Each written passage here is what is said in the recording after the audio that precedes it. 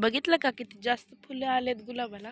जर तुम्हाला पण तुमच्या गुलाबाला असे फुलं पाहिजे असले तर तुम्हाला काही नाही करायचं, सिंपल ह्याला फक्त खत द्यायचंय. मी हे जे गुलाब दिसतंय ना, हे स्टेमपासून ग्रो केलं. जवळजवळ 2 महिन्या 2 महिन्यापूर्वी मी ह्याचे स्टेम्स लावलेल्या आणि 2 महिन्यापूर्वी मी हे स्टेम्स लावून ह्याला जमिनीत लावलेलं आणि आता इतकं फुटलंय. आणि हे जी ब्लूमिंगची जी टाईम आहे ना, ती सेकंड टाईम आहे. ह्याच्या आधी पण हे खूप ब्लूम झालं, पण ह्यावेळेस जरा जास्तच ब्लूम झाले. आणि आकार पण बघा किती मोठा आहे ह्याचा, इकडं पण येतो आणि वास पण एकदम छान येतो.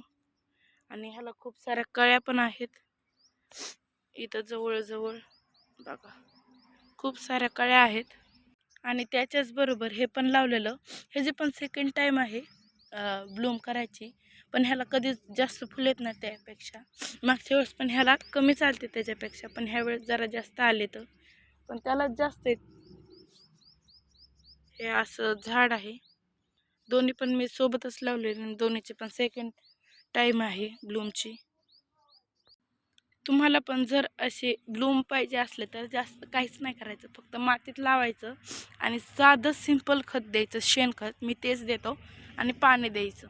मी असं थोडं रानाच्या कडेला लावलं आहे आमच्या घरापाशीच, त्यामुळे ह्याला पाणी पण जातं आणि त्यामुळे इतकं ब्लूम झालं आहे. आणि एवढ्या 2 दिवसातच ही इतक्या ब्लूम झाले. नाहीतर ह्या कळ्या होत्या आधी, तुम्ही आधीच्या व्हिडिओमध्ये बघितलं असेल तर तेव्हा कळ्या होत्या.